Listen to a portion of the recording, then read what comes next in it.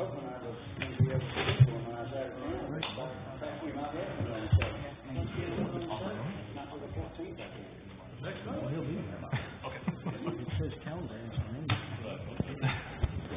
Okay, here we go. Welcome everybody to the September 23rd, 2013 Planning Commission meeting. I'd like to remind everybody to please turn off your cell phones or set them to silent. And if there's any member of the audience that needs a listening device, to please check with staff, and I'm sure they'd be more than happy to accommodate you. Mr. Garner, will you please call the roll? Hanson? Here. Onchul? Here. Cook? Winston? Here. Bunch? Noble? Here. Autry? Here. Hoskins? Here. Chester? Okay. We have several items on the consent agenda tonight. If everybody would please listen carefully to the list of the items. If your item is on there, we can pull the item off and talk about it or pull it for discussion. The first item on consent is the approval of the minutes from the September 9th, 2013 meeting. The second item is administrative item 13-4488 for Dixon Street and West Avenue. The third item is vacation 13-4478 for Twin Creeks Village, lot 19B4. Item number 4 is administrative item 13-4487 for the links at Fayetteville. Item 5 is a concurrent plat for Oaksbrook 3, and the last item on consent is administrative item 13-4506 for 124 West South Street.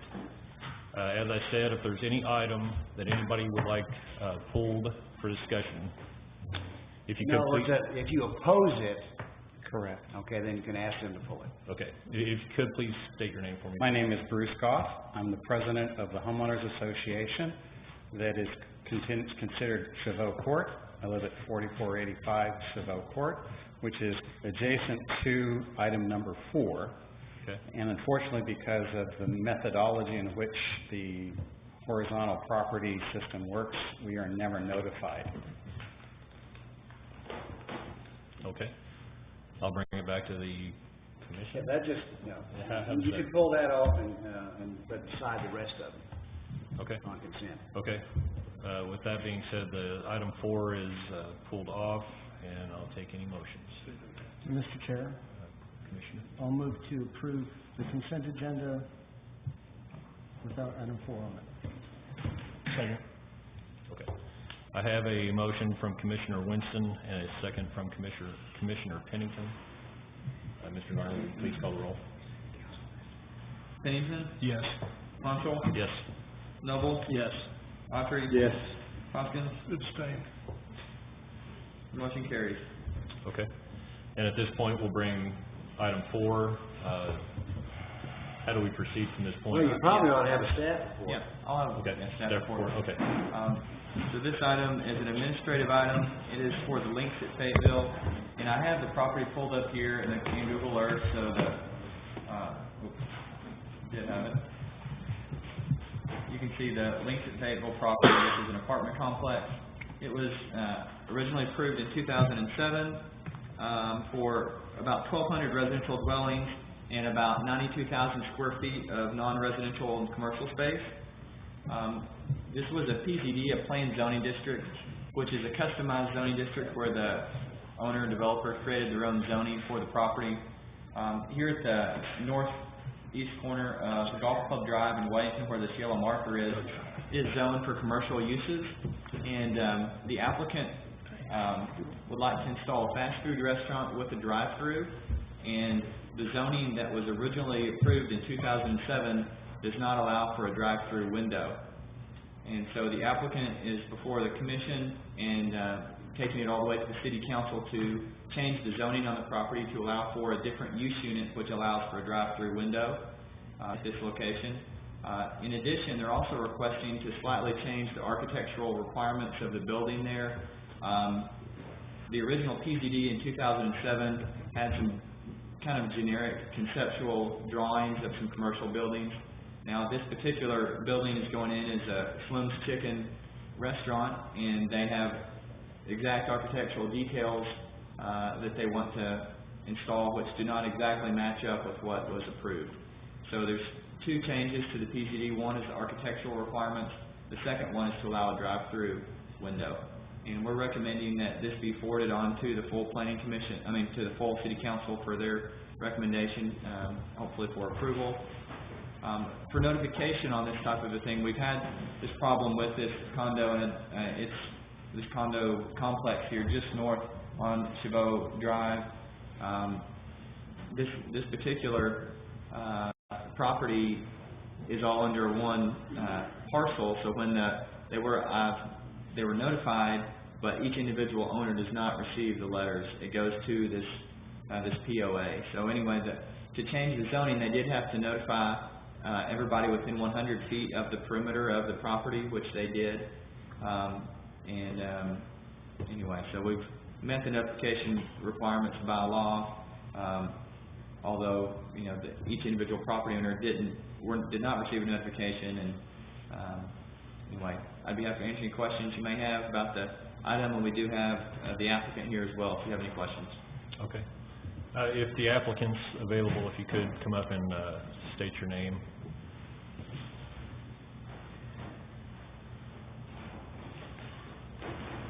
Good evening, Justin Jorgensen with Jorgensen Associates. I'm civil on the project, and apologize not everyone got notified, but tried to get everyone. I think there's about 70 of them. So they want to put a drive-through in, and that's really the only reason to amend the PCD, and a few slight architectural changes. But other than that, I'll be glad to answer any questions.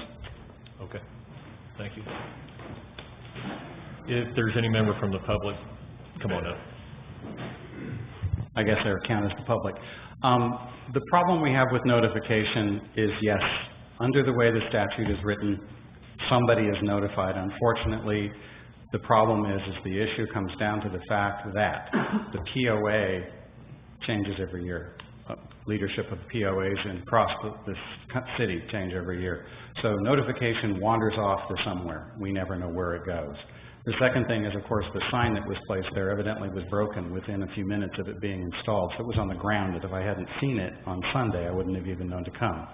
That being said, those issues are something I have struggled with for some time, because every time we have an issue, it turns out that the owners of the actual property are never being notified. We'd love to work with the city on how to fix that problem.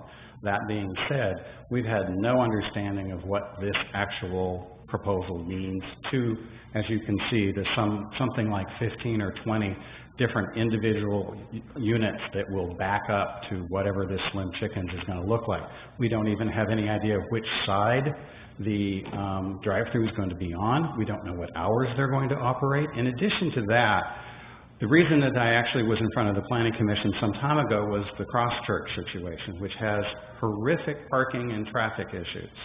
So if we're putting a drive-through cutting across Weddington, back and forth, there's going to be an extra street light added to that.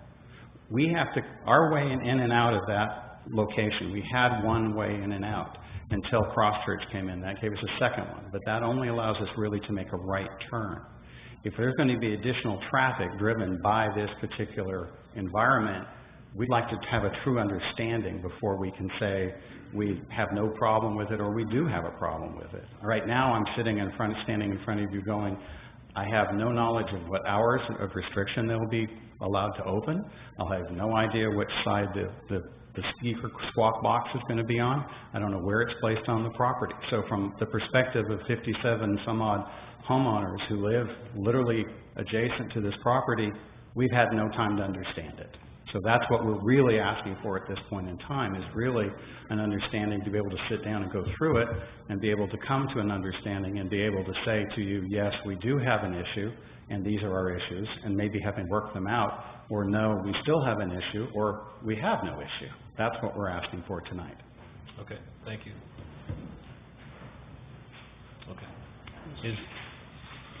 Seeing no one else, I'll bring it back to the commission. Commissioner Ross. Mr. Chair, question for staff. Which one? Hey. Okay.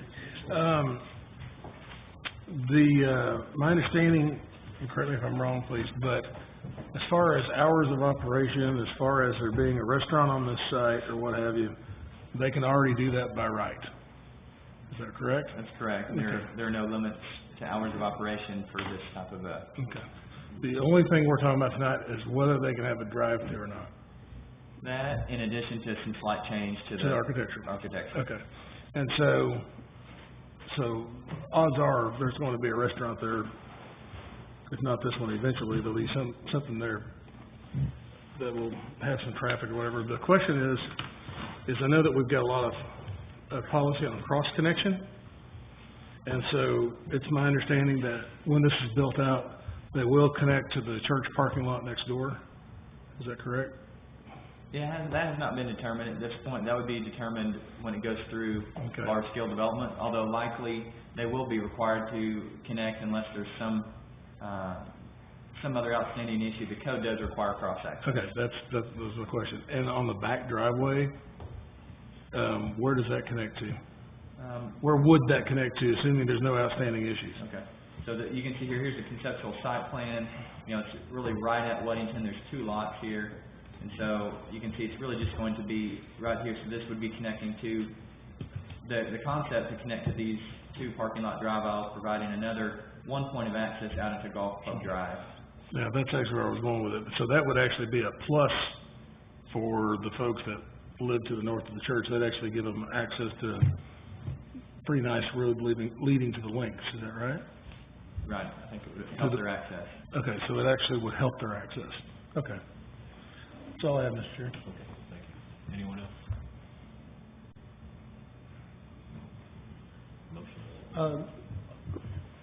I saw that one of the engineers had wanted to make a point. I'd like to call him up and see what he had to say.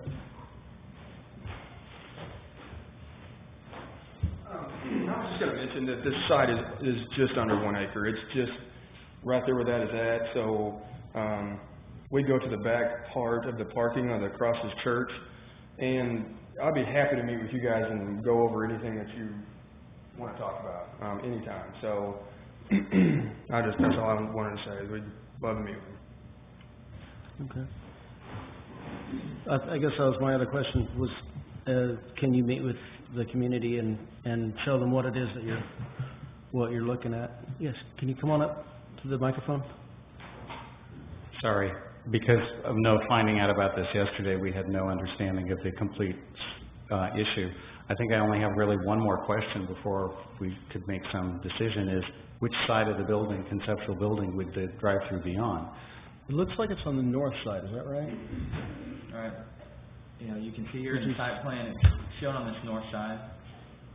Which is, in a way, is facing their neighborhood and is a bit of a concern, sound-wise as well as traffic-wise, isn't it? Not facing the It's not neighborhood. really facing their neighborhood. I mean, Facing The the trees trees. next door. I mean, so this is the site down here, so it's not directly abutting their neighborhood. It's directly abutting Cross Church, and then this is another commercial lot right here, which this could very well be developed with commercial. But, you know, the drive-through here, you know, is facing to the north. Or the pickup window, I'm not sure exactly where the box would be. I would let, you know. That's a very conceptual drawing right now, and we're still working through that. And part of us working through that would be meeting with you and not putting a drive-through window in your backyard. So, you know, that's subject to change, and we'd be happy to work with them on that. Andrew, don't we usually know that by this stage? And as far as, is something like this usually this conceptual at this stage when it's presented to us, and all they need is a little bit of an adjustment from the commission? It typically is, and fairly on a common, isn't it? PZD at this point, they're just asking for zoning, they're not asking for the development details. But they've provided a conceptual site plan with their parking lot, where the drive-through would be located, and the conceptual renderings of the building. So all the rest of the development details, exactly where the speaker would be placed and stuff like that. I mean, we typically wouldn't see that at this stage.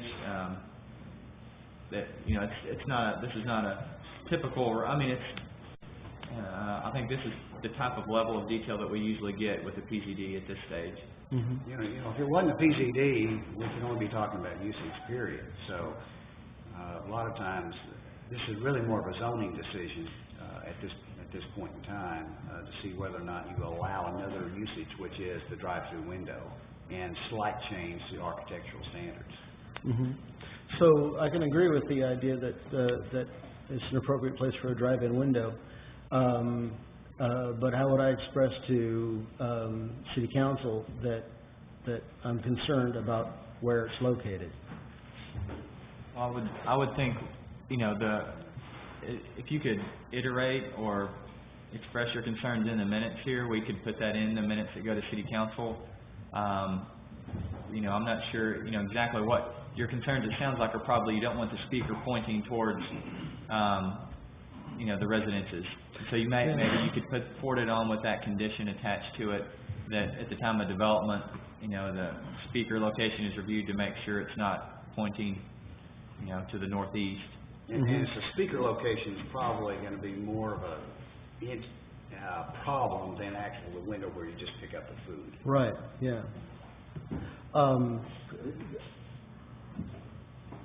I don't know that there's anything else besides the speaker location that I'm not thinking of right now that might be of concern. What about just mentioning the speaker and also suggesting that the drive-up window process is sensitive to the neighborhood? In a general sense, because you know, the neighbors might come in and have concerns that we haven't discovered yet. I also think that it's you can request the developer, and I think that they're already expressed a willingness to meet with the neighborhood before it goes to the city council to work on the conceptual plans and see if the neighborhood can be, their fears can be allayed by whatever the developer engineer can work out. I think you can certainly ask the engineer to do that. Mm-hmm. Okay. Let me get back to the beginning of this then. So I'm going to make a motion to approve administrative item 13-4487 for links at Fayetteville, to forward to City Council with a recommendation for approval, and requesting that the developer meet with the neighborhood association that has concerns about the project to discuss their concerns and attempt to allay those concerns, and that would City Council please be sensitive to their concerns, which I know they will be, and that they specifically look at the location of this walk box. Okay. I have a motion from Commissioner Winston and a second from Commissioner Cook. Anything else? Could you repeat that motion? Sorry. Mr. Gardner, please call the roll. Pennington? Yes. Honchel? Yes. Noble? Yes. Autry? Yes. Hoskins? Yes. Motion carries. Oh. How about Mr. Cook? Oh, Mr. Cook. Cook, sorry. I didn't And me mark too. that. That's what you get for being late. Okay. The first item of old business is a conditional use permit, 13-4456 for Adventure Subaru. Mr. Fulcher, could we have staff report, please? The Subaru dealership was completed in about 2012. It's about 4.5 acres, zone C2, for commercials, existing zoning on the property. After that, the Planning Commission City Council recommended rezoning about 1.5 acres to C2 on the west side. That included a large portion of a parking lot that they had received conditional use approval for with the development, and gave them a little extra room to expand their display area into a commercial zoning district, since the previous zoning was residential. There was another about 4 acres west of this site that was also zoned residential multifamily. During that same rezoning request, the applicants received approval for community services on the rest of that property. Speaking with the owners of the dealership, what they're experiencing is just simply more growth in demand volume through the dealership than they had planned for, that they had expected when they built the original dealership. That's why they requested that additional 1.5 acres to be rezoned and kind of needed that additional area to the west of the site. And they're still planning on moving forward with that expansion to their parking area. The request tonight is kind of on top of that as well. It's about 0.35 acres. It's within the community services zoning district though, the undeveloped portion of the property, and that does not allow a dealership or display area for their dealership vehicles. It can be allowed by conditional use under Use Unit 17 with Planning Commission's approval. We've really looked at this as a temporary solution. They're not sure what their volumes, what their demand will be a year, 2 years, 4 years down the road, and so I think to some degree we're trying to provide them with some leeway to continue to evaluate what the growth will be at the dealership and time to plan for their next move, whether it be coming back to the Planning Commission potentially, if this comes to expiration, or coming up with a more permanent solution on a different piece of property. We're not sure. We're looking at this as a way to kind of handle their situation in the short term and looking for a long-term solution. And because of the small area, and again, because it's a temporary use of the community services property for a dealership, we felt it was appropriate, again, trying to work with this business that's just getting started and allow them to work through the changes on this new site. And so we're recommending approval of this conditional use. There are 6 conditions. The first one is a determination by the Planning Commission allowing for temporary off-site parking display lot, really a rotation area, not necessarily for customers to go over there. It's really a rotation for vehicles to be offloaded and then moved over into the dealership area as space allows. That would be for 4 years from the date of this approval. In our opinion, that gives them adequate time to continue to study the dealership, and if they need to come back before the Planning Commission, they'd be able to do so, not knowing what the Planning Commission might do in 4 years, but that option would still be available. The storage area would be constructed with temporary grass pavers. We did not want to see a permanent parking lot constructed here in this zoning district. We also didn't want to see a gravel parking lot either. And so the applicant came up with the idea of using grass pavers, which when they're not using the property, it won't really look that much different than it does today, but it'll stand up to the wear and tear of moving vehicles on and off of this property. The improvements, because of long-term use of this property, we feel that the improvement should be extended along the street, which would be just a small extension of the sidewalk, street trees and shrubs, consistent with what was done with the original dealership. And that's under conditions 4 and 5, and then obviously any new lighting we would be reviewing under our lighting ordinance. That's all I have. Thank you. Okay, thanks. Is the applicant available? Okay, come up and state your name and tell us about your project, please. I'm David Nelms with Adventure Subaru. Appreciate the opportunity to come up here. The Subaru store for us has kind of been like chasing a snowball downhill. It just seems like every time we look at it, it's just gotten bigger. And when we originally approached Jesse about the expansion into a larger C2 area and going to the city council, we felt that that would accommodate our needs. Well, next time we looked up, we're looking at increases of our business this year beyond what we thought we would be doing. And I wish I had the secret. We would just reproduce this with every dealership we ever had. But it's kind of an anomaly. And so we really are truly in a situation where we don't know where the volume and growth of this dealership is going. And until we can determine whether we're going to level out somewhat or we're going to continue to grow as a dealership, and we're certainly lucky that this community supports such successful business for us, that we feel like we have a solution here that will allow us to utilize land that we own that's adjacent to our property, and have tried to approach this in a way to where everything that we're doing is temporary. However, though, you know, some of the improvements that the city has asked us to make are conditioned as if it was going to be a long-term solution. The improvements of the sidewalks, the trees, some of the requests for us to put a bed in the area that we're talking about that is community services with a lot of landscaping that will have to be maintained. I would like to request, one, that we be able to omit that landscape bed from the community services area. Just as you can see, it's kind of an island in itself out there, just kind of in the middle of nowhere, to get the irrigation to that, to satisfy the short-term use of this as if it was a long-term development, and then only limit us to 4 years use, just seems a little bit burdensome to us.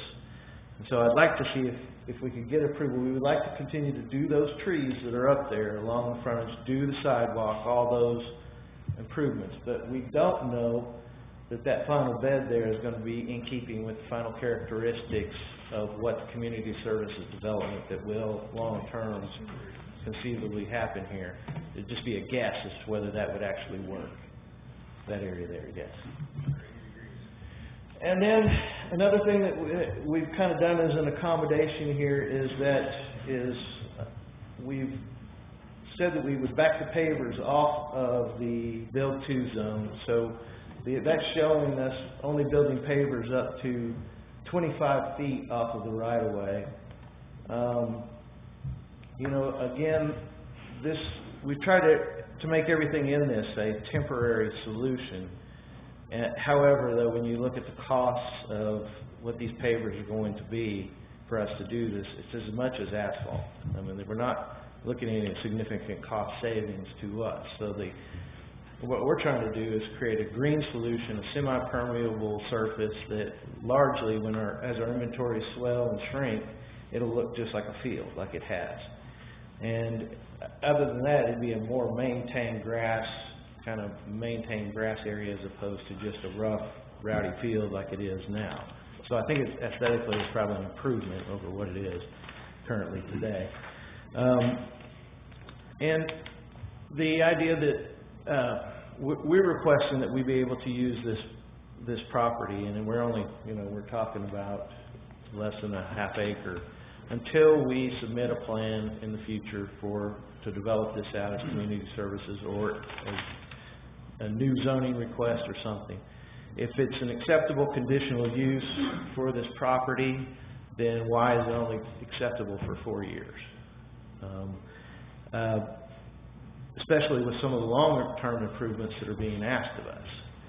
And then one of the things that staff is saying in this is that they don't agree, that I don't agree with, is that they're saying that it restricts the future development of the community services zoned areas. Again, everything we requested here is very temporary. It's not meant to be any permanent structures. There's no buildings here. There's nothing in the build to zones that really will impact any future development in the community services. It's just, we don't see the future. We don't know what it's going to be. We could get in here, give us 4 years. When we started looking at building this Subaru store 6 years ago, that was a long-term process, and we didn't even know that we would have the volume to be able to justify it when we started in doing it. We may have other solutions for this, but to kind of put a clock in the back of our heads and say, yes, we support you as a successful business in Fayetteville, but we'll only support you in what you need for 4 years, and then you're going to have to do something else, or come back and ask for an acceptance at that point. None of you guys may be here. I don't know. So we have to assume that 4 years is what we'd be limited to in this case. Whether it's worth our investment to go and put these things in, it's not. It's just not. It would probably be a better solution for us to continue to park cars on College, where we're doing it now, and to continue to transport vehicles back and forth and use that building. And then, that restricts the development of North College and its C2 development and any businesses down there.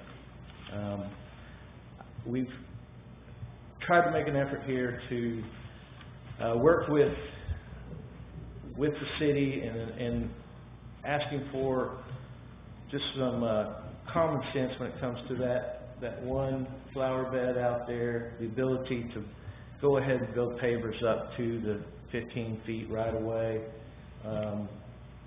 instead of having to jog back another 10 feet there, and that we are allowed to park cars out here until we develop it for something else. Thank you. Thank you. If we have any questions, we'll bring it back. Okay. Thank you. Is there any member of the public here to speak to this? Okay, seeing none, I'll bring it back to the commissioners. And one of the things if you do, one of the conditions of a variance on the letting us build up to the, if we could put pavers up to the same distance of the front of the paved area to the 15 feet off the right of way, that we not be required to put up a masonry wall. That's part of this community services requirement, that if you park vehicles in the build to zone, you have to put up a masonry wall. And we would like to be able to park cars in that build to zone and not have to put up a wall since it's temporary. Okay. Thank you. Okay, bring it back. Commissioner. Andrew, and this temporary usage, because I guess I totally missed this or whatever, are we asking them to build a masonry wall out there? Only if they can extend it. If In the community service area? if they're set back 25 feet, they do not have to. If they are 15 feet, then they have to. That's part of the code. In this scenario drawn up here, I believe they're set back 25 feet, so they're not showing a wall. Okay. So, I guess I'm not clear on what you want, Mr. Nelms. Are you wanting to be able to park, come up to the podium, are you wanting To be able to extend the if you'll pavers to the 15 feet off the right of way. Okay. So in other words, you want to do something different than what you've turned in here? Yeah. Okay. Yeah, right there it shows us having that jogging back to the 25 feet off of the right of way. And that's just to avoid having to build a masonry wall. Okay, so let me see if I understand this then. What you've turned in here is illustrated of what you would have to do to not build a masonry wall. Correct. But what you're wanting the commission to do is allow you to change this and move it to 15 feet and then not have to build the masonry wall. Correct. Okay. I should have requested it just like that up front. Yeah, I agree. Okay, thanks. Yeah. And And I should not have included that bed in my original request. It's to be honest, the more I thought about those two concessions I kind of made, I just didn't feel comfortable with them, and I'd rather request what I think is reasonable. You know, I think putting that bed out there, that island, that bed out there by itself, having to build irrigation out to it is... Would you point to that? Because apparently what's on my iPad is, okay, there we go. Yeah. Okay. That bed there. We failed to find that a few minutes ago. We were looking for it, couldn't find what you were referring to. Okay. Yeah. And so, while I've got you up here, though, I remember when we did a rezoning on this, one of your purposes that you told us that night on your rezoning is so that you could get the cars off of North College and park them here. Okay, but I think since I drive through there most every day, I don't really think that's happened, has it?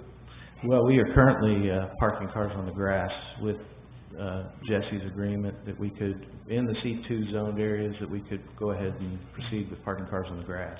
So I'm talking about up on North College. I don't think that's, in other words, when you were here last time and you were asked for the zoning, one of your reasonings for that was you were going to stop parking cars up there and park them out here on the grass or what have you. And that's true. And we have, since that time, stopped parking cars on College. And have been in discussion with some people about leasing it. Our last allocation we just got was 150 cars.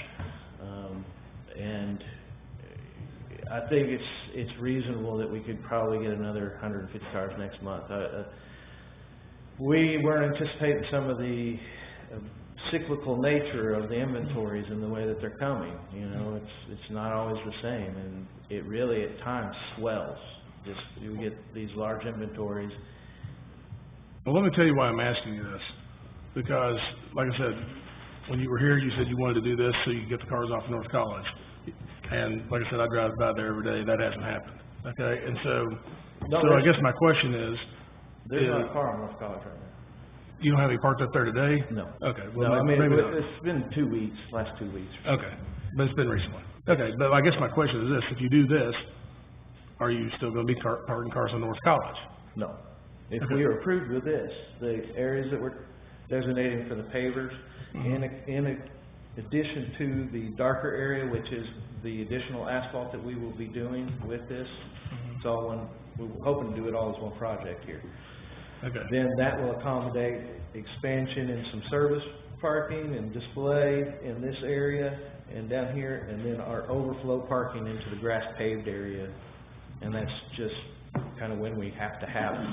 We don't really intend to park cars out there all the time. It's just kind of when they come, we've got to be able to put them somewhere. okay, thank you. Andrew, tell me about this landscape island up here.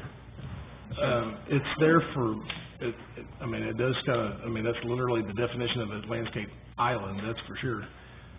What's really the purpose of that? It's a standard landscaping requirement. Anytime you do a parking lot, you have to screen it, at least in a zoning like this, you have to have it set back at least 25 feet off the street, which they do.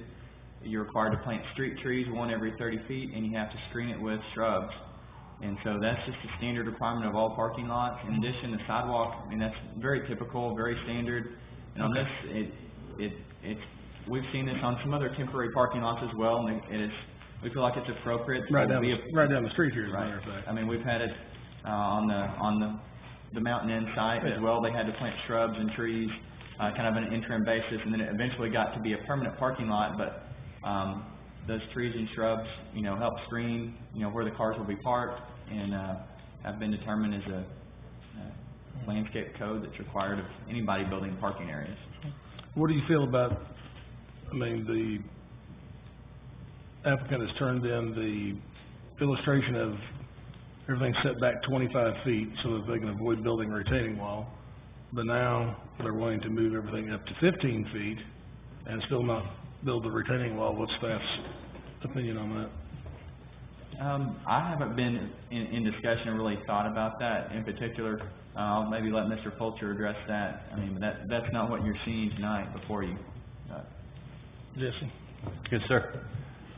I hadn't looked at it either, honestly. I think a lot of this stuff boils down to the time frame that's going to be approved. If we're looking at a 1-year time frame, I don't know that we'd even be requesting the shrubs to be done. But as we move up to 3 years to 4 years, typically on temporary use, it's not common for us to see 3, 4, 5 years as a time frame. It's more 12 months, 18 months. And I think what's being requested now is indefinitely until the time that the property is developed. So there's no guarantee that any of these improvements will be done. It really falls into the hands of future development, which none of us know when that will occur, if it will occur. So we're looking at standard improvements. So I would say if they want to display vehicles in the Build 2 zone, then this may be the only time we would receive that screen wall. Mm-hmm. So I would assume you don't support that then? Off the cuff, just discussing it right now, Yeah. that would be my response, yes. I'm sorry? That would be my response, yeah, I don't support it at this point. Okay. All right. Okay. And I'll get to Commissioner Winston just one moment. That's one thing, Andrew, is that at this point, with the information that's in front of us, and having suddenly kind of a drastic change in the plans,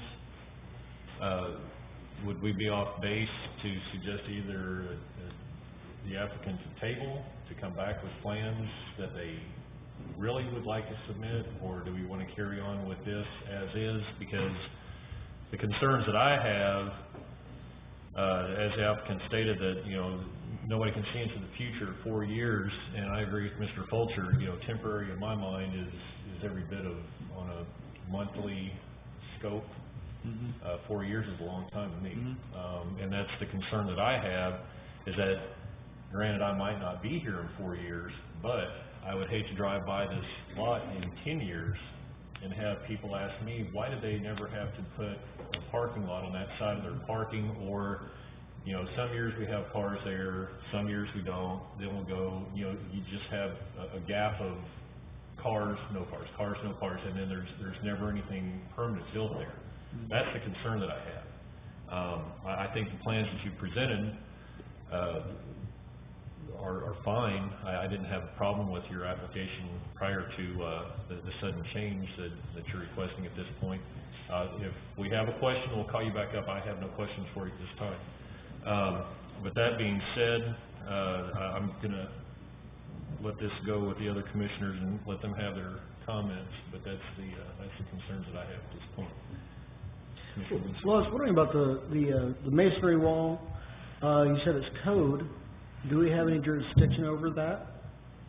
We do. I mean, the commission, it is a code that if you are, 15 foot in a form-based zoning district, you have to screen that with a wall.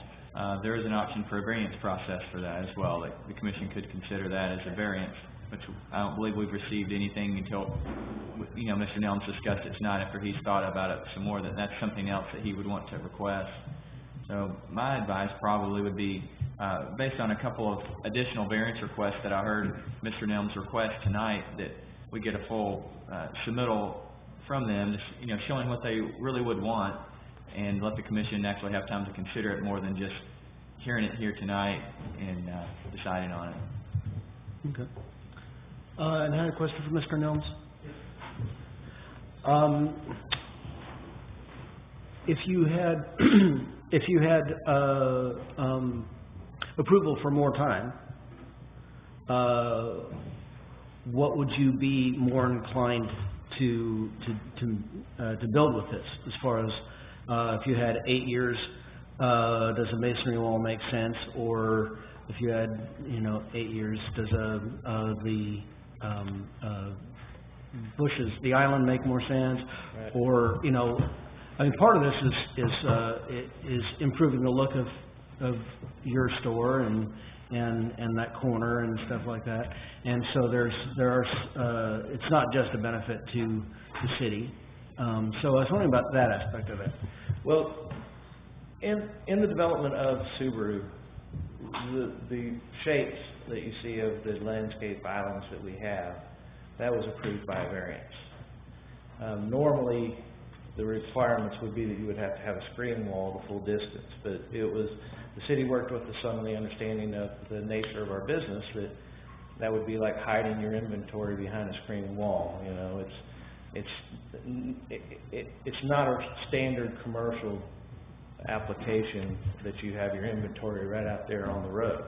So the nature of what we do out here is a little different than it just being a standard parking lot.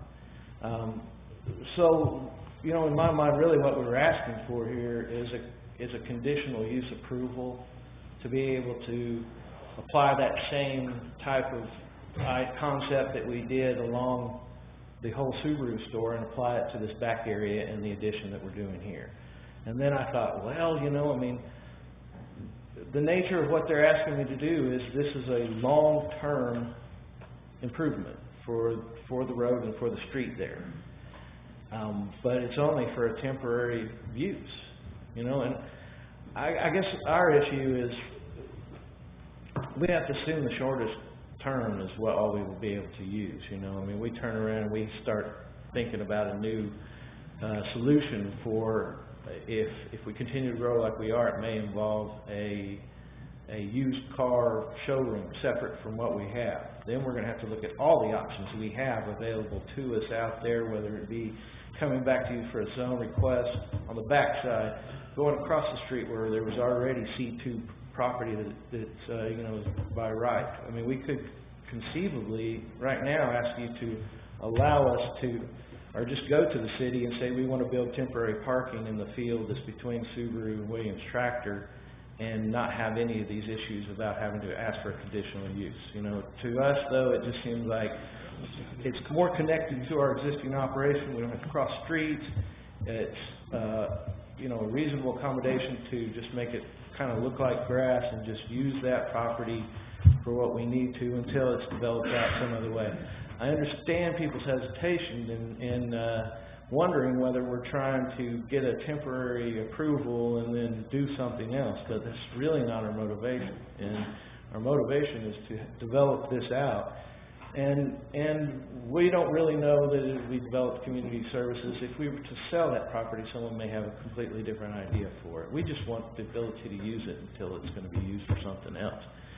And not have a ticking time down waiting on our operation to where we're restricted in the growth, because if we can't get this done, you know, we're going to have to scramble to figure out where we can store vehicles.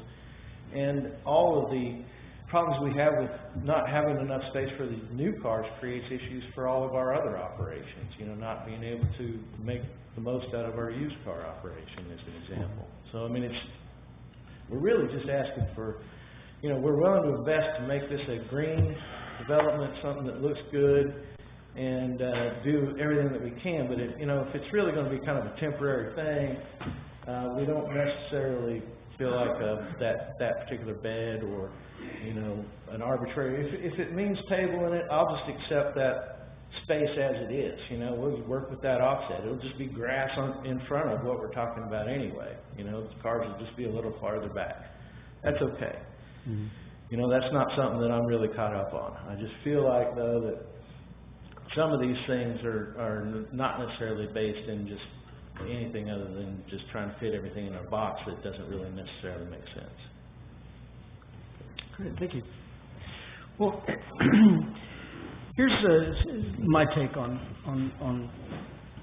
this is I really like the idea of having a grass parking lot out there, as opposed to having asphalt. I think that's a great improvement in parking lot design, and especially a parking lot that sometimes has cars on it, sometimes doesn't. I also think that extending the island in front of it so that it all looks the same and that sort of gives obvious ownership of that area to Delms by basically branding in the same way, by having the same trees, the same island, next tree, next island, like that. That's valuable too, even though that, you know, it costs more or whatever.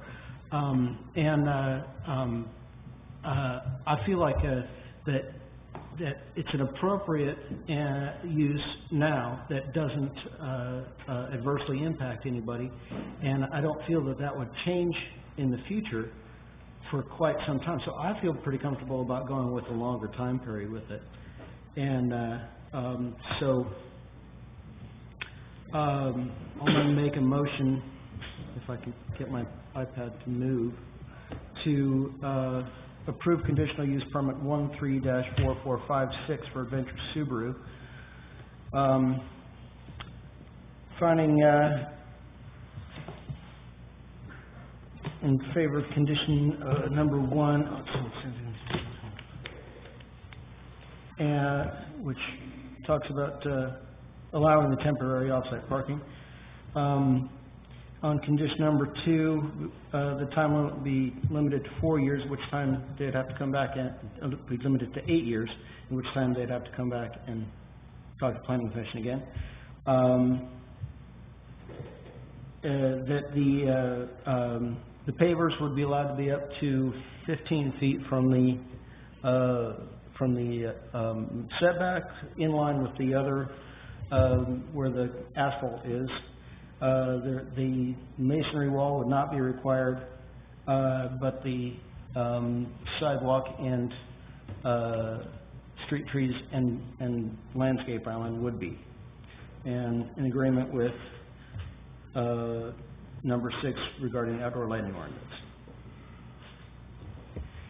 I've got a question for Jesse. Number 4, the very last thing it says, or a reason to extend the 2-year time limit. Did you mean for that time limit to match the one you had in number 2? That's correct.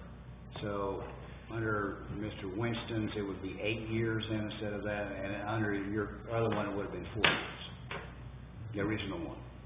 I just want to make sure that that was matching up. Thank you, Kid. Commissioner Hutchins. So that I'm clear, are you, on your motion, are you saying that the temporary nature this proposal will continue for 8 years? I feel comfortable with it being there for 8 years and being used in this way, and leaving it very open-ended for them to either do something else with the property, come back to us in that time period to do something else with the property, or in 8 years, they have to come back and then we reassess what they want to do with, if they want to keep it this way, yeah, they need to come back and talk to us in 8 years. But I feel comfortable with that long time period because I don't feel that there's any kind of negative impact on the neighborhood or the streetscape from this project. Mr. Knowles, can I ask you a question real quick? Just a very quick answer, please. A while ago you had said that the reason for the use of this area would be to offload cars, temporary storage of them, sometimes you're busy, sometimes you're not, et cetera, et cetera. But it sounds like what you've asked for suggests that you're trying to use it for additional display area as well, because you'd said that you wanted the landscaping to match what you did in the C2 zoning. And one of the things I was going to mention to you was that in where your dealership is, that's a different zoning. It's C2, and so the variance on the landscape and what have you is much, giving a landscape variance on that for the display area or whatever is very, very different than community services. I kind of wish when we'd looked at rezoning this property for you, we'd looked at something besides community services, because as far as going across the street and building a parking lot, that is an off-site parking lot, and you would have to have a conditional use for that as well. So it's not by right. And so anyway, but back to this. So is your ultimate goal, and either way is fine, but with me, I just want to find out what you're after, okay? Is your ultimate goal to use this also as display area? And that's why you want to kind of play off of the concrete wall and the landscaping that's typically required or what have you? In our discussion with the city, everything that, anytime you put a car anywhere, it's display. I mean, it's storage, it's really inventory backstop. Mm-hmm. But that's considered display when it comes to city code. And then the prejudices against car dealers that there is in there, you know, C2 is the only thing that really you can do any kind of car operation. Yeah. Okay, thanks. Okay. Anyone else? And I will, I'd like to clear something up. I was not trying to imply that the applicant was trying to do anything shady by the statement that I made or the comments that I made. I appreciate the business that you bring into the city. I'm sure everyone here can appreciate what you guys do out there. It's a beautiful facility. The only reservation that I have is that what's in front of me, it almost seems like we're trying to approve a conditional use with a bunch of phantom variances in there that are kind of going to get worked in kind of after the fact. So I'm just not real comfortable approving something that doesn't match the information that's explicitly in front of me, because it sounds like there's quite a bit of work that you want to change that I think could have been communicated prior to this, and I would have been more comfortable with that. So, with that, is there a second? I'm going to second that. I'm a little leery on the 8-year time frame, but based on what Mr. Nelson said, I feel he'll be back in less than 4 years discussing this piece again. So I'll go with the 8-year time limit, so I'm going to second that motion. We have a motion from Commissioner Winston and a second from Commissioner Cook. Was there any other comments? I just had one question for Andrew. How many votes are needed? Yeah, we do need 5 affirmative votes for conditional use. So. Okay, and I guess that with that, we will go to the vote. Mr. Garner? Pennington? Yes. Honchel? No. Cook? Yes. Winston? Yes. Noble? Yes. Autry? Yes. Hoskins? No. So it passes 5-7. Yeah, motion carries. Okay, thank you. Okay, and the last item for the evening is a conditional use permit 13-4454 for 1001 West Martin Luther King Boulevard. Mr. Thompson? Yes. May we have a staff report? Thank you, Mr. Chair. Yes, the item tonight is a conditional use permit for 1001 Martin Luther King Boulevard. The subject property is currently undeveloped and contains approximately 4.67 acres in the RMS 24 zoning district. The property is located due south of the Fayetteville High School, across Martin Luther King Boulevard. I think you can see that here on Google Earth. At this location, Martin Luther King Boulevard is also a state highway 16, with a section of 5 lanes, approximately 65 feet wide, and with a maximum posted speed limit of 25 miles per hour during school hours. It is a difficult property to develop. I want to cover a couple of the few of the entitlement issues that are on it. If Andrew could maybe go, I don't know if you call it, if you have the exhibit that has. No, it's one of further down the packet. Well, I'll just carry on. There are a few utility easements across it, a high power line, both platted ones and then a prescribed one that isn't shown. Streamside protection zone does limit development on this site, as does floodplain. A generous portion of the site is in the floodplain, and just a slight piece of the hillside overlay district is there too. So there's quite a bit happening on this site. The applicant is seeking to construct a private parking lot with the intention of serving a parking deficit that he perceives at Fayetteville High School. Conversations that we've had, the staff's had with school officials do support the fact that there is a strong need for additional parking for the school. However, in my research, it's difficult to determine exactly how many parking spaces are being used currently, how many are planned for the future right now, and what those ratios should be and what they are. Currently, there are approximately 10 different parking lots on the site, scattered over the 38-acre campus. Not all of them are marked, not all of them are paved. It is a bit of a jumble. Overall, during the recent development and expansion of the high school, the parking lot has met and exceeded the requirements of the parking code, which will require 742 parking spaces and for an estimated 1,775 students, 150 faculty and staff. They were granted a variance to go up to 843 parking places, which I understand they have or will have when all of the development is complete up there. And according to the high school principal, Mr. Jacoby, they have roughly 1,900 students now instead of the 1,775, and they expect about 2,600 by 2015 when another class joins.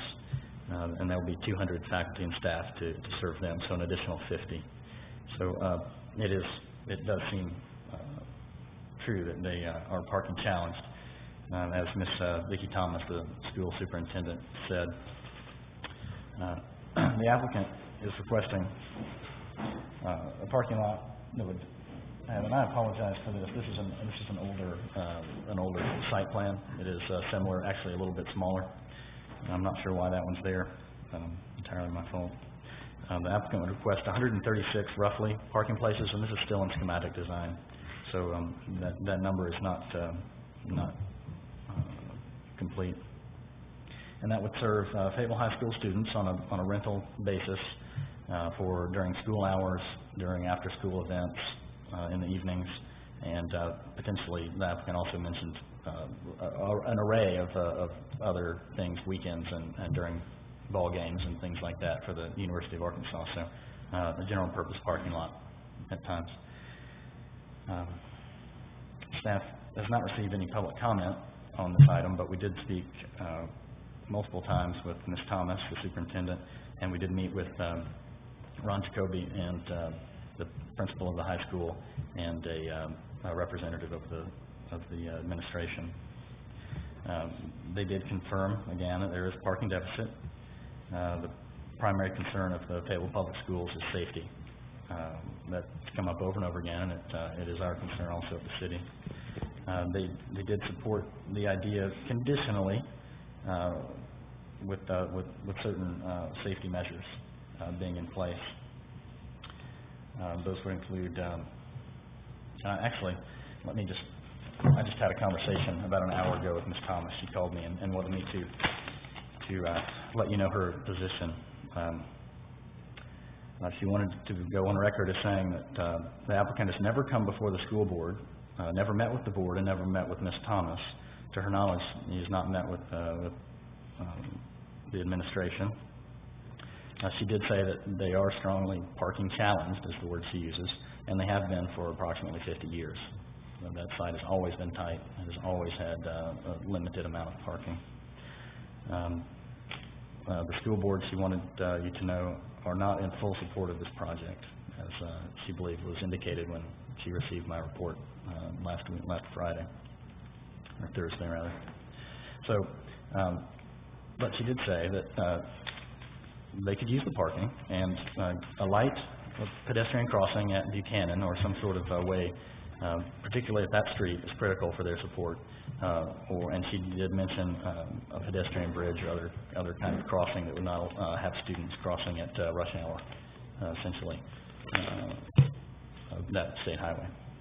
So staff is recommending denial of this conditional use, finding that the proposed expansion of the parking lot could create a decrease in safety for students in the area. Proposal would, again, place a 5-lane state highway between approximately, you could say, 130 to 300 students, hard to say, and their destination at a rush hour period with a crossing, pedestrian crossing that is at the far west end of their parking lot at a signalized intersection in the high school, and their ultimate destination would be at the other end of the parking lot. That just seems inherently dangerous to us.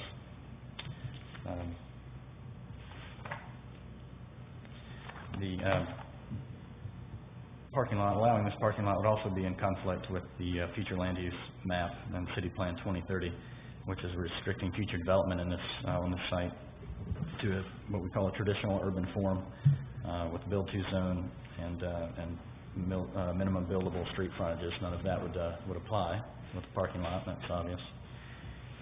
That future land use plan designation is city neighborhood area. That's a densely developed residential neighborhood, mix of residential and non-residential uses, so not entirely residential. If Planning Commission chooses tonight to approve this request, we do have some conditions I'd like to read you. Condition 1 would be a grade separated crossing, such as a pedestrian tunnel or bridge across Martin Luther King Boulevard. And that crossing would be required to be reviewed and approved by the Planning Commission prior to any permit. And B, attempt to prevent pedestrians crossing the parking lot or accessing this parking lot across from Martin Luther King Jr. Boulevard at any unmarked area, and potentially a fence with the wrought iron style, typical of what we use on our trails, would be one typical solution that we're offering here in this condition. And condition number 2 would be that the parking lot be lit to serve students in evening hours. That's also a thought that Ms. Thomas supports. So I'm happy to answer any questions that you may have about the project. And that's my report. Okay, thank you. Is the applicant available? If you could come up and tell us your name and tell us about your project, please. My name is John Davidson. I'd love to start by just saying how we got here. We got here tonight because over the past few years, been speaking to many parents, many of which kept expressing a very important and imminent need for their families. Lots of situations are out there, many of which, though, would be you have a daughter or son, he turns 16, you have a two-income family, you cannot drive to the south side of Fayetteville, you do have a car, he can't get a parking lot. So maybe they play an extracurricular activity or involved in band. Many times they're there before the sun comes up, many times they leave after the sun goes down. And they're forced to go multiple blocks in the neighborhoods, find a street to park on, or a house or a backyard, and negotiate some sort of deal and walk to and from. I brought up the idea that I would start looking for it, had 4 or 5 parents I was kind of in contact with, and they just told me it would be needed. So looked into the facts of everything, and we met with Principal Jacoby and some of the administration from the school board. And the actual numbers that were given to us from the parking vice president, who actually is in charge of parking, said that currently, after the full remodel of the high school is complete, there will be approximately somewhere between 250 to 280 minimum spots underparked, and that's after all full redesign. Their current stand is that no sophomore will ever park on any property on the current high school ever, unless something is done. So the new class comes in, I believe it's next year, 2015, and they're going to approximately need 60 of those spots for new faculty and staff. So it is going to decrease. The current class size of the 9th grade is, by the numbers that was given to us by Principal Jacoby, I believe it's like 10 or 15% larger than the current senior class. So your numbers are getting even bigger. I think Quinn used the number. I think it's about 2,700 students ultimately going to be there in the next 2 years. So we all agree there's a huge need. I've got probably right now, just started this week, right now I've got about 50 signatures from parents of kids in the school system or someone that had a kid through the school system. It's about 50 families.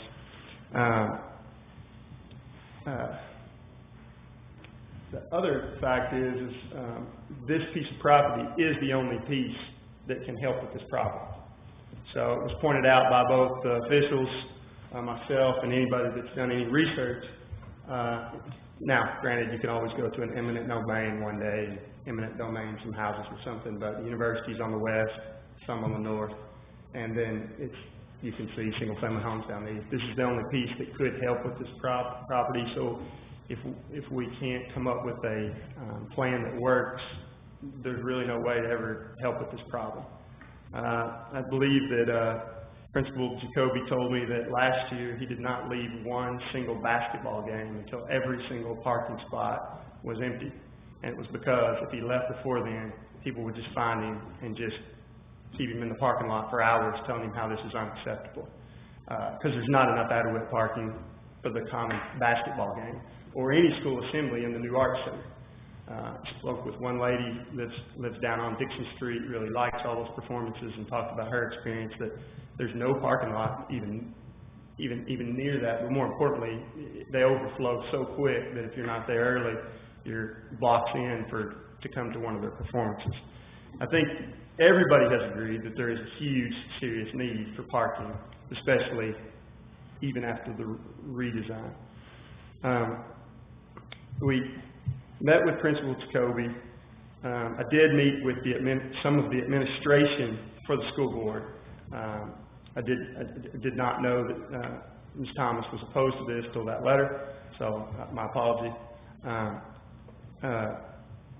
Principal Jacoby was very excited about it, as was his vice principal, and they said that, hope you can get it passed, but they would want to make sure 2 things, that it was lit and that you had a safe crossing. So those 2 things that we feel like we've put before the city and the planning department.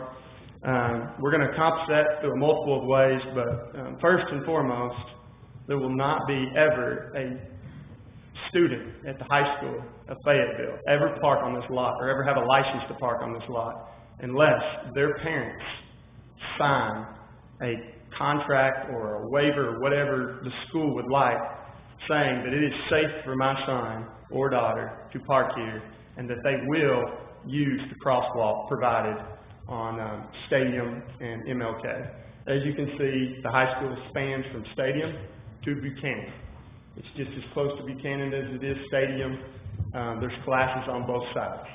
Our property spans from Stadium to Buchanan. Right now, we have a crosswalk that is, as upgraded as any crosswalk in the city. The View Apartments, which we know how many units are over there, that's their pedestrian crossway. I did speak with a traffic engineer out of Little Rock. We don't have any up here. He's analyzed the site. He stated in a letter that, hey, these facilities are adequate to cross pedestrians for that street. So our design would be to have it lit and to have a safe crossing on a crosswalk on the far west side on Stadium. Buchanan's not feasible for a couple reasons, one of which was given to us from the planning. They said that it's too close to other signals. We would have the only ingress, the only access point for pedestrians would be on the west side. I think our site plan right now is a lot closer to Stadium than it is Buchanan. Granted, you're going to be parking the whole width, so there will be some students all the way down, would have to walk down. Right now, you have a sidewalk that, it's curved sidewalk, so we all know how that is, maybe 8-10 inches from the street. So any pedestrian walking MLK right now walks that basically quarter mile from me to the end of this podium from traffic driving by. That will never change unless we can redesign this property or if the city wanted to step in and pay for the whole thing and redesign it. That will all be moved to the appropriate spot, which is with a landscape buffer between the street and the sidewalk. We're trying to design something that would meet all of the standards the city has for parking, but specifically we would create a big berm full of lots of landscaping, monkey grass, lots of shielding, if you will, as we talked about in the last submittal. And there would also be a fence. So once you're in the parking lot, you have the berm, you have the landscaping, you have the fence, and the only access would be on the west side to that crosswalk. I want to address any concerns, questions. There are several, I think, citizens here tonight that wanted to speak. I've gathered approximately about 100, most of which will read, I 150% agree. If there's any way possible, this needs to happen. I can give those to the city tonight or whenever you would want to see that. There is one gentleman I wanted to get up here real quick, just, trying to, he has a meeting here tonight, just across the street, and I was going to let him speak and then step back up and answer any questions. If that's okay with you guys, just being accommodating to his time. He's a gentleman from the city.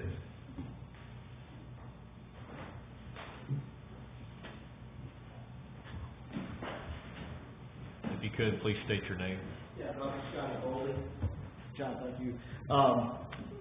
Just briefly, John told me what he was trying to do. Just for reference, I have a son that graduated from Fayetteville High School 2 years ago when we started this construction and made the decision to have one school in this city. And then I have a son that's a junior now at Fayetteville High School who does drive. Parking is a major issue for us as families, and any of you that have kids there know that. Fayetteville has parking issues as it is. It is very, in our opinion, the way it is now currently, especially with construction, is a very unsafe environment that we're putting our kids in. We all know that we need parking, spaces limited. I do agree with the city and with John's recommendation that safety is paramount. We need to have safety crosswalks here, and that needs to be considered. But we have to find parking for these kids, and it's something that we can't ignore. And I truly believe, and if you've been down there during even any of these sporting events, there is no place to park. They're parking on the side of the streets. Just a few weeks ago, I saw one of the kids' cars in the ditch where he couldn't even get it out because it was in the ditch such that it was bottomed out, and so they had to get a tow vehicle to come bring it out because they didn't have any parking. My son has to go early in the morning and try to find a spot, and then around the neighborhoods, these neighbors are charging a lot of money for the kids to try to park, and they're in up and down streets and in various unsafe areas. So I speak on behalf of my family and several of our friends that I hope that the Planning Commission will consider this as a very viable option for our community. Thank you. Appreciate you guys being accommodating. A couple of people had some pre-obligations and they just asked. There's one other citizen that wanted to speak. Well, it's just, what we'll do is just open it up to public comment. Well, I think she's got to be somewhere in like 10 minutes. Is it any way she could go ahead and then I could finish? Well, if you can wrap your part up, I'll bring the public up, and then we can just conclude it that way. Okay. And I'd like to make myself, most of all, available for questions and concerns and address points that you have. But other than that, I mean, as far as Ms. Thomas goes, I believe we had a meeting set that as we walked in, Principal Jacoby said she made a last-minute phone call and canceled. So it was a little bit of a surprise. So we're not coming up here trying to go against the school board. Okay. Okay. If we have any questions, we'll bring you back up.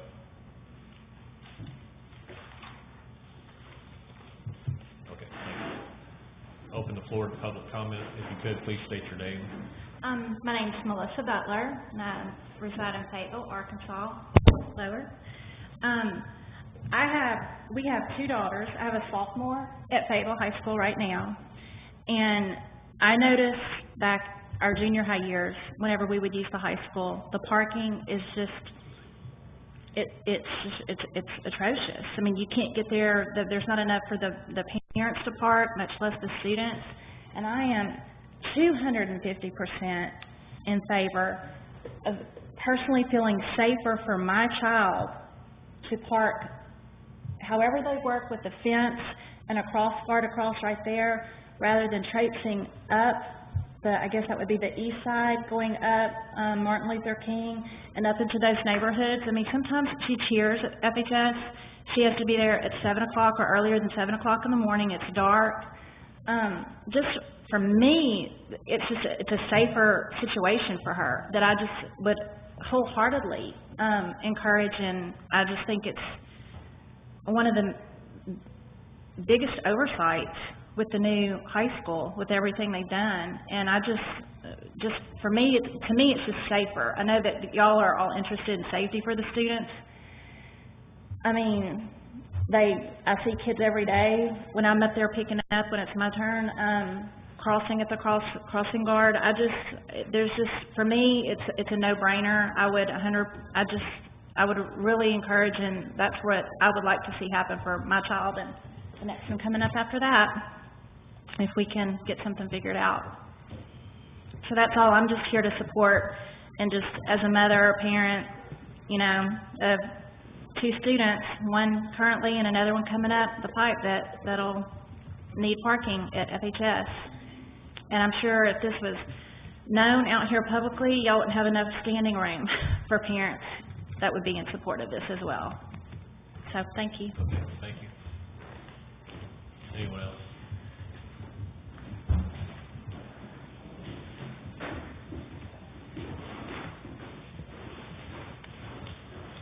Good, state your name, please.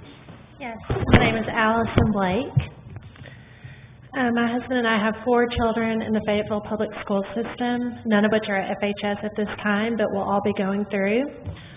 My husband and I both voted for the renovation of the high school and are fully supportive of it, but it's clear, there's no question that parking is a problem, and I think this is a very reasonable use of this property.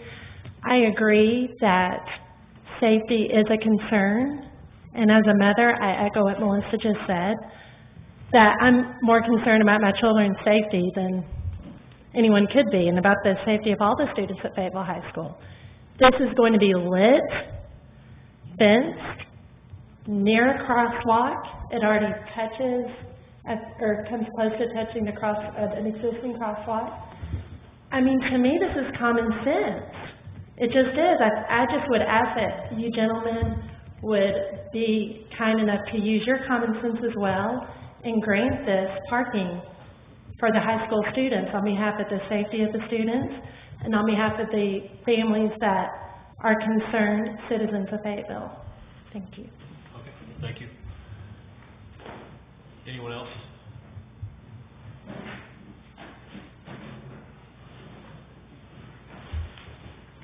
Aubrey Shepherd. I live downstream. And this little spot that you're looking at is one that years ago when we were trying to protect our watershed and stop flooding, prevent the flooding we now get routinely from starting to happen to get this fed. We thought, well, at least that spot will never be touched because it's too close to the creek. It overflows with water, and so we don't have to worry about that ever contributing to the flood. But now the apartments on top of the hill are putting a lot more water down there faster. The high school itself is revamped, has no absorbent soil anywhere on it, probably except the ball field. I'm not sure they haven't put turf over that or something. But anyway, so all that water comes down through there from the top of the university, all the way from Cleveland Avenue, all the way from, and it comes under the football stadium, and under the basketball stadium, and another stream comes from the West Mountain, Markham Hill. It all comes from Razorback Road, and they're putting water underground along Razorback Road with this new widening, so that's going to send more water faster. And if you look at your map, the aerial photo here, you can see the white line represents the trail route that's about to be paved, so more water will come off of that, which formerly hasn't had much runoff, and that goes down to the creek. The creek, it's not a creek, the name of it is a branch of a creek or a branch of a river or whatever. But, so it's the town branch of the West Fork of the White River. And that's what it was on the maps nearly 100 years ago. Anyway, it's the darker area. Can you go back to the other, would you mind, Quinn, or whoever's, Andrew, please? Mr. Chairman, if this is okay.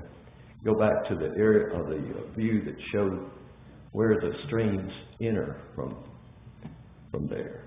It was on the screen earlier. I'm sorry. Anyway, there are several sources of water coming directly from flow areas that enter there, and off the top of the mountain, which is formerly known as Rocher Hill, and all that land up there's been paved over. And even if it were a safe site for students to go across the street to it, it violates so many things that we're supposed to protect here. Okay, there you can see from across MLK, yeah, that's it. You're looking north now. You can see a stream down at the edge of the railroad that comes from, is that Buchanan up there? Yeah. Comes down, and water off of Duncan Avenue comes in at an angle. They put big pipes under there about 3 years ago to get the flow down faster, and so it all comes across there and goes into the stream on that same route there. And then the next one's in the center. You can see a flow area. That's where it comes from, their underground storage. Apparently, they actually piped it. I never saw it when they were doing that, but I saw the underground storage. And then you have the stream itself and the water coming all the way from Razorback Road along the old, it's going to be called Solid Trail, but that's called Indian Trail, the street back there that parallels MLK. So it's just hideous what it does downstream from there already. It was out of the banks at 11th Street blowed over it this past week in that heavy rain we had for a short time. And it will get worse.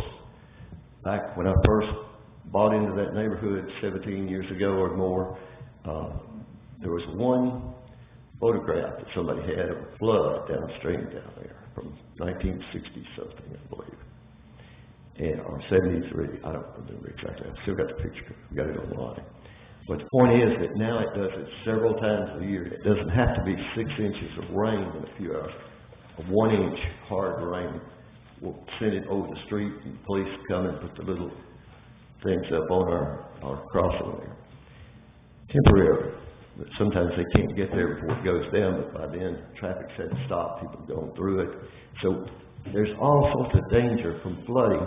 And if you just saw Colorado where flooding you think is impossible, saw the things that go on. I just wish everybody watched the Weather Channel a little more and maybe paid attention to the news, because you wouldn't consider taking any timber out for this or filling any of that land up toward the crossing there where the new portion of Stadium Drive crosses. Everything's been done upstream from there, all the way behind all those businesses where the new trail's going to go up to Razorback Road. All that was an absorbent, low area, and now it's been graded out in most cases and piped, big pipes. So water goes quicker to the stream. That's all a pipe does. It does not slow flooding. It causes flooding wherever it comes out. And quite often the pipes that are put in are too small for the flow, so there's still an enormous surface flow. I can show you examples of that around town. You got to go out when it's raining to really enjoy this stuff. But the reasons the staff cited are accurate, and you guys did mention the streamside ordinance will have to be violated to do what they're talking about doing, and the certainly removal of trees right now is crazy with our canopy being wiped out by so many developments right now. And so we as a city cannot meet those goals if we continue this. Now about parking, if I want my kid to be safe, I'd see they get there by something other than driving an automobile at 15, 16, 17, 18. They're bicycles. Adults now, older than I am, are riding bicycles to work now. So it's not real tough on a teenager.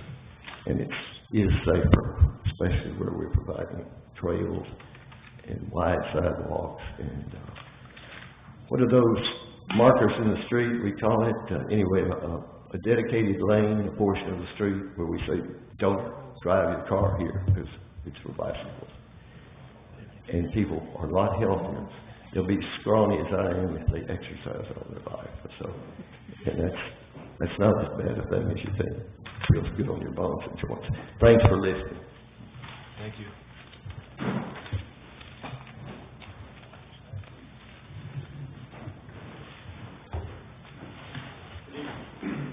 My name is Rich Clyde, and I'm the parent of 4 children. 2 are currently students at Fayetteville High School. I've got a junior and a senior, and I've got 2 more on the way. They'll be coming through the system here in a very short time. I've been a long-term advocate for Fayetteville High School in the community, and the school board had asked me to join the Fayetteville High School Select 2 committee back in 2007 to make the determination of where to build the new high school and how to do that.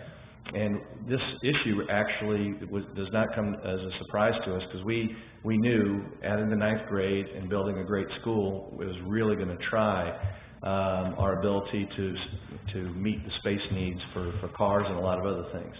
And I think now is really the time that we're going to be able to address that opportunity that we really knew about several years ago.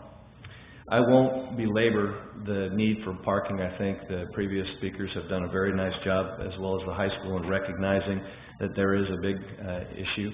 As for me, I've unfortunately had to pay about over $1,000 in private parking for both of my high school kids over the last couple of years.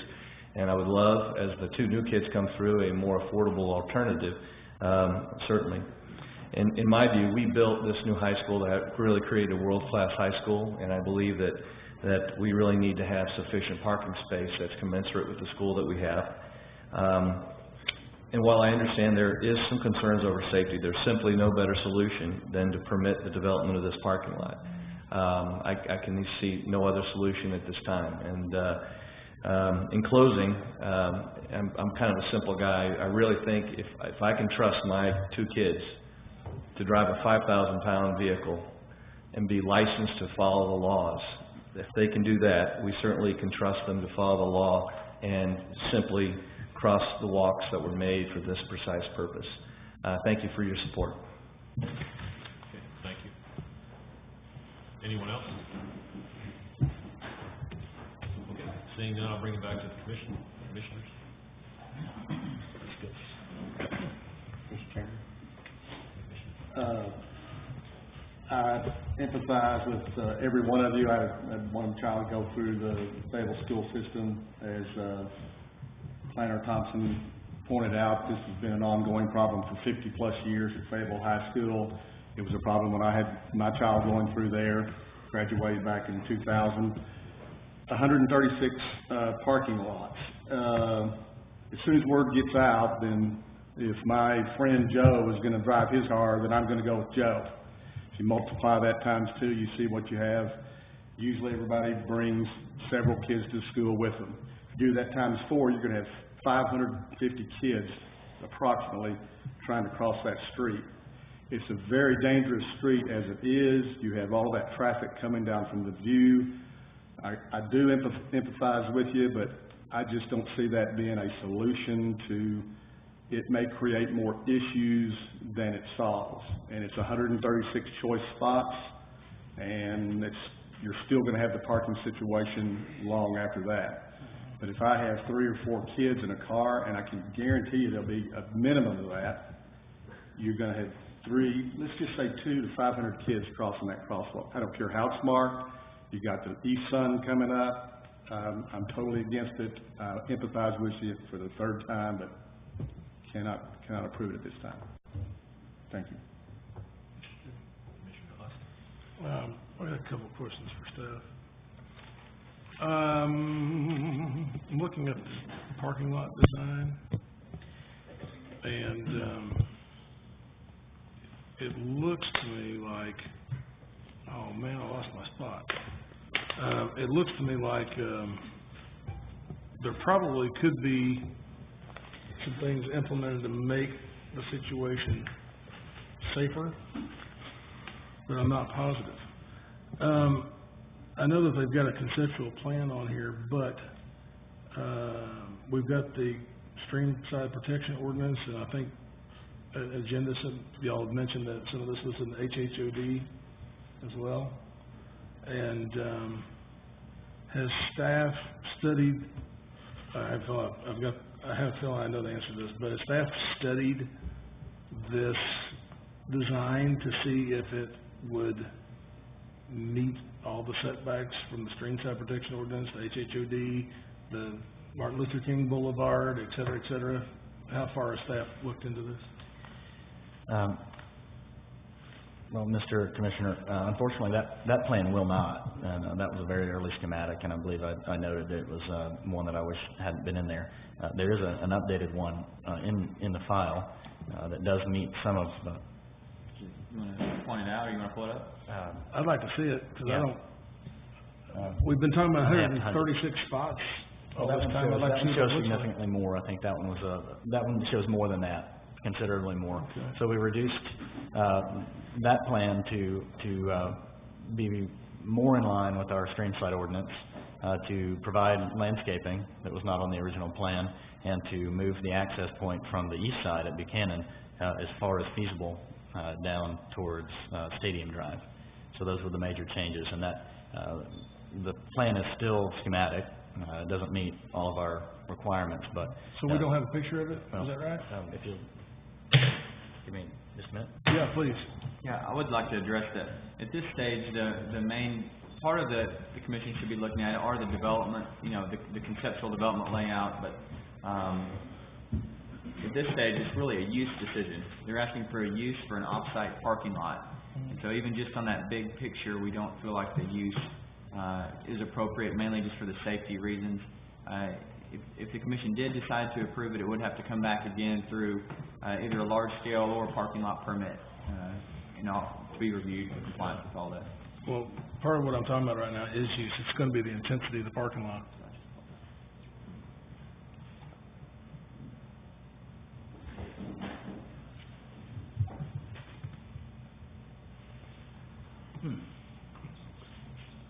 It's got the right date on it, but it has the wrong piece. We have no picture.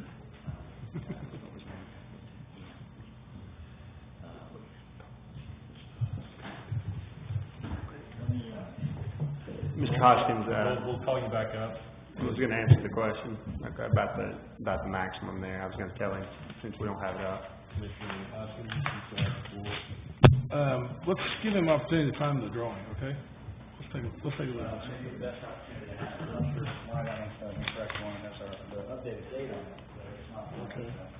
Well, this one here actually helps, and I appreciate that, because one of my biggest concerns with this thing is how do you have an entrance down by Buchanan and then try to keep kids from crossing there?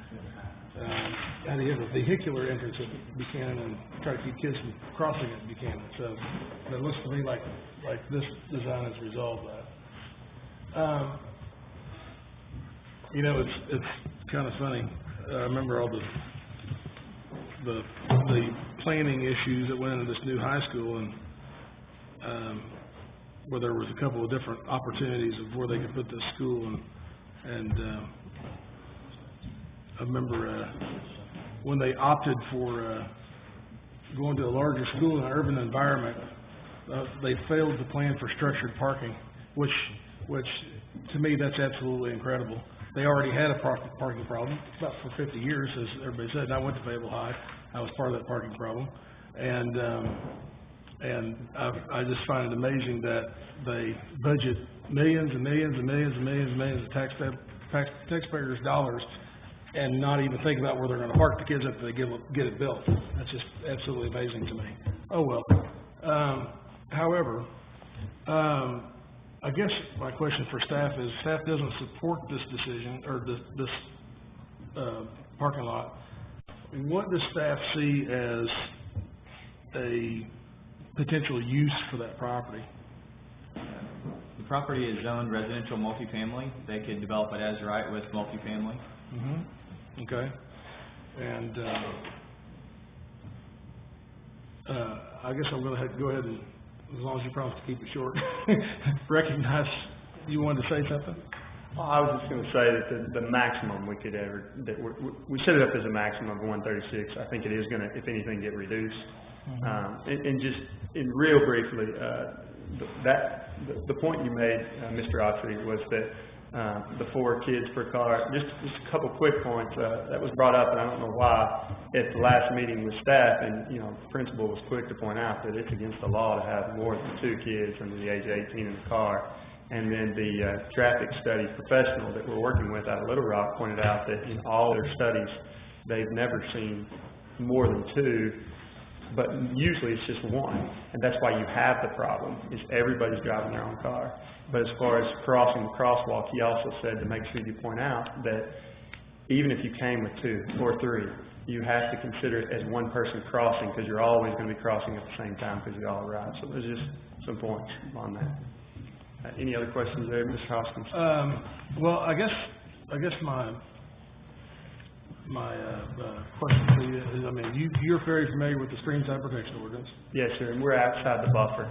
We don't anticipate any type of need of variance on the streamside protection, other than we'll be required by the city to move the sidewalk back, mm-hmm. and down on the west end, that's already in. The sidewalk's actually already in that. And I don't think we're going to have any requirements on variance on one other point you made. The only variance that I think we might have to ask for would be, it's not on that plan, but basically you have a certain setback of landscaping you need to do off the right-of-way, and we'll be at that point all the way across. There's one point where there is the right-of-way just kind of does a little, just for 10 feet. For that little portion, we didn't think we needed to make a parking lot to do that, and we would like to continue on, but it'll still be inside of the, well inside, so you see what I'm saying? So I don't see any variances we're gonna need at this point. We've been working with Jorgensen and Associates, other than that one we are considering we might. Okay, thank you. Another question for staff. What has been tell me about what the safety's been on Martin Luther King before they started the construction of the new high school, and since they started the construction, and or whatever. Has anybody gotten hurt down there? Anybody, kids crossing the road? Anything like that? That is not a very safe street. I will just say I did pull traffic reports for the last 3 years.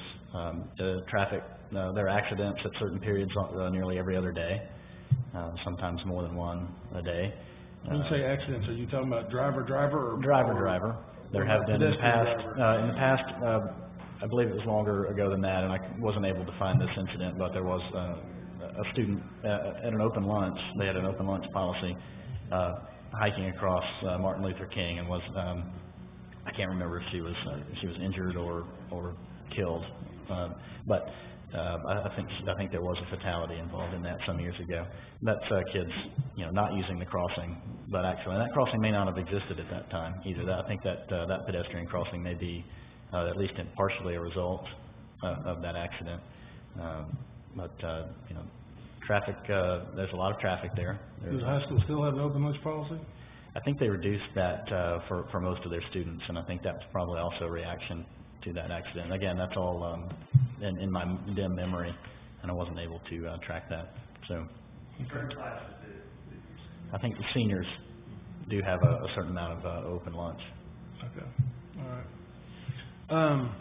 Let me make sure I don't have any more questions here, and I'll shut it.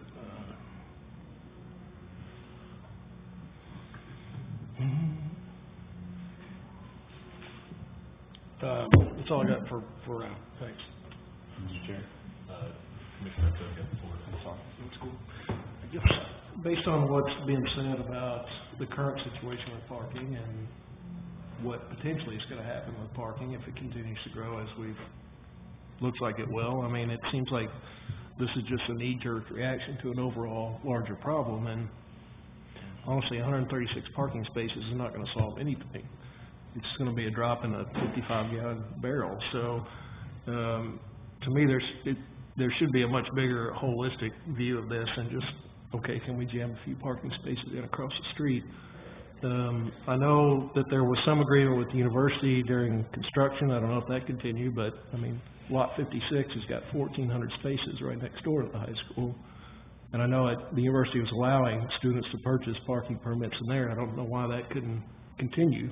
You're as close to the high school there as you are across the street, just about. So there are other lots in the area that could be provide potential spaces if there was some agreement with getting people to and fro. So it seems to me that this is kind of a very small attempt at trying to correct a larger problem. So I'm not really supportive of it based on that. Mr. Chair, may I? I would just like to thank you. I would like to follow up on Mr. Cook's comment.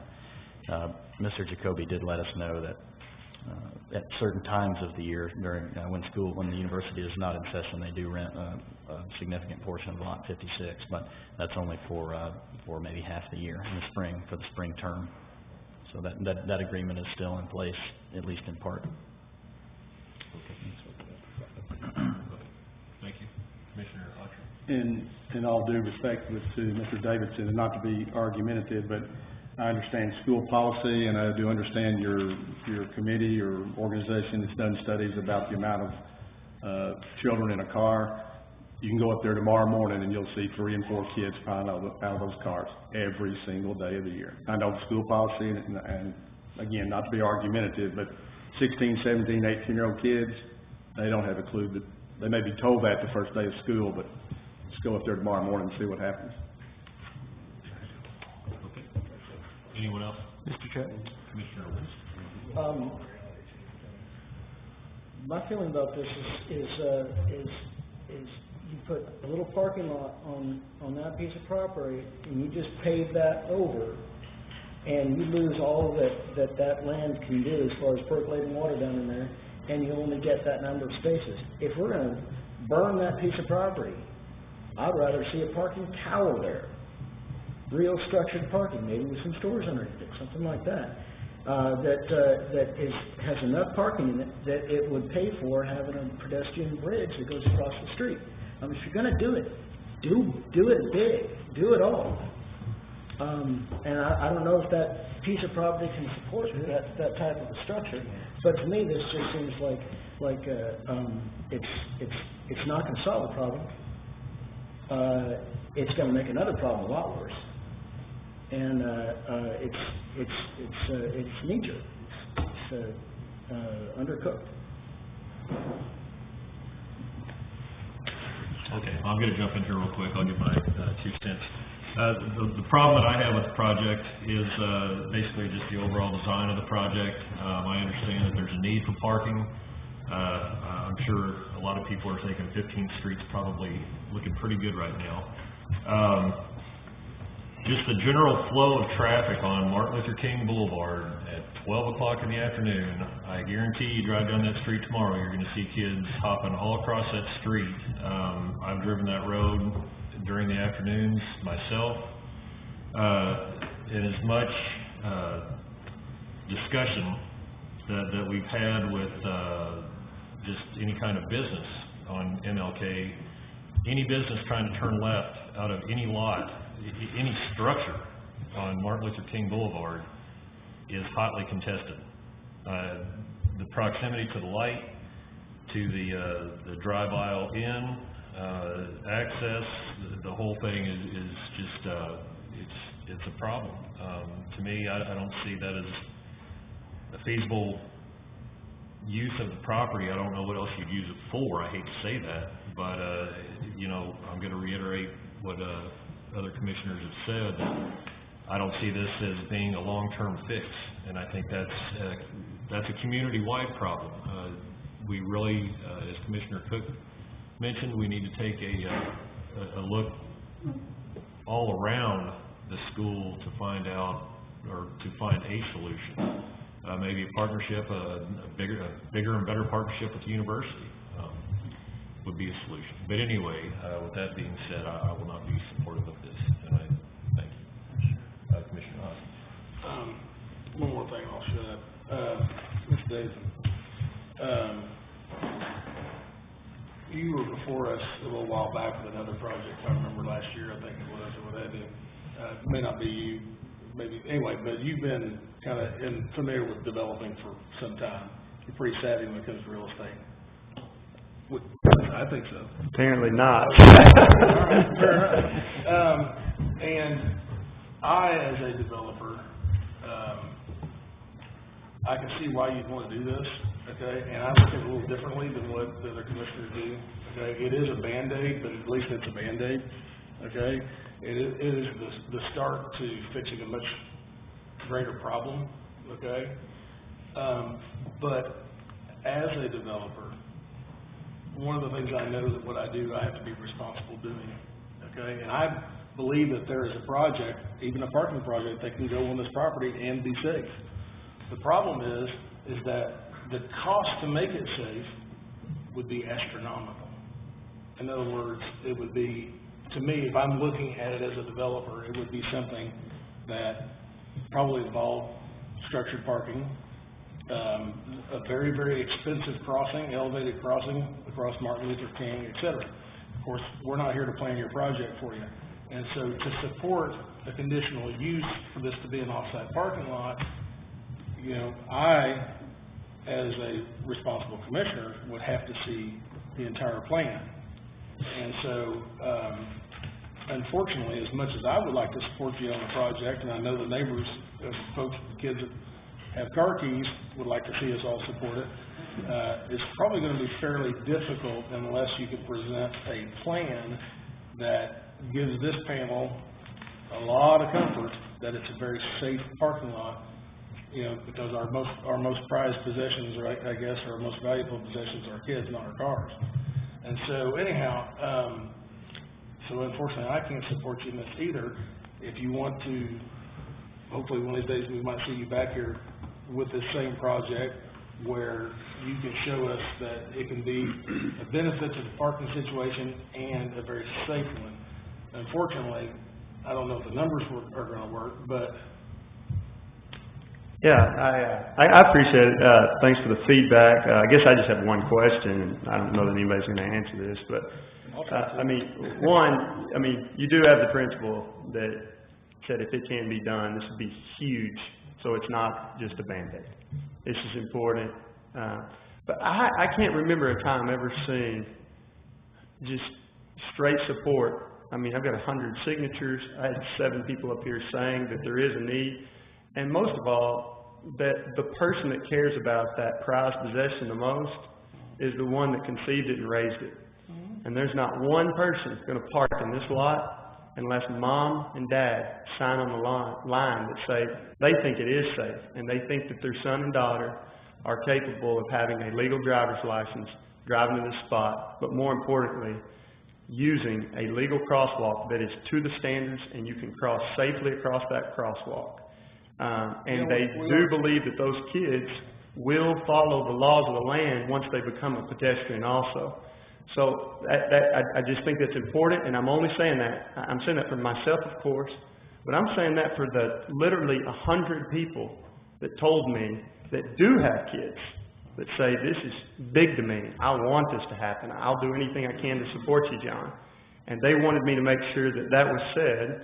And so, I don't know how to respond to. I think you are trying to be a good, responsible commissioner. But ultimately, those kids, they got parents, and they're not parking unless the parents think that that's safe, meaning their kid can cross this crosswalk. They do have open campus as seniors. They've had it as the whole high school for years. And clearly parents were okay with that. But I don't think that a kid's ability he's legal and safe by the state of Arkansas to drive there, but he's not capable of using a crosswalk once he gets there. That, I do disagree with you guys on that, but, we're all gonna, but I think it's important to say that because that is what your community's saying to you. I haven't had one person go against me. Okay. I think the difference, I'll try to respond to that. Yeah. One of the differences is in one case, the kid is on the inside of the 2-ton apparatus, and the other case, the kid is on the outside of the 2-ton apparatus. And plus by definition, I think you kind of answered your own question. We're talking about kids here. That's exactly what we're talking about. And unfortunately, sometimes they don't make the smartest decisions. I know mine didn't, but anyhow, hopefully though you can come up with a plan that as commissioners we can support as far as the safety issue. Thanks. Thank you. Any other comments? Motions?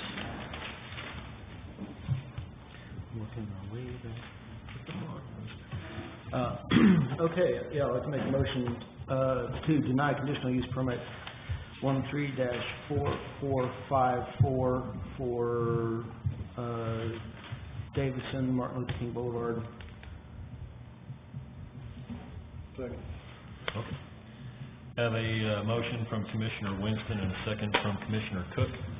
Mr. Garland, please call the roll. Pennington? No. Control? No. That's a motion to deny, so if you want us to agree with the motion to deny, then... I'm sorry, yes. Yes, I would. Okay, so Pennington said yes, Control? You're going yes or no? I caught myself right when I said yes. Okay. Cook? Yes. Winston? Yes. Noble? Yes. Autry? Yes. Hoskins? Yes. Motion carries. Okay. Thank you. Mr. Gardner, do you have any announcements? We do not. None? Okay. We are adjourned. Thank you. I do have a question. Yes. I heard him squawking earlier that we don't have the next planning commission meeting is September the what? October 13th. Or October the what? Yeah. October 13th. October 13th. Okay, so anybody that shows up at the agenda next week, you're gonna be off on one.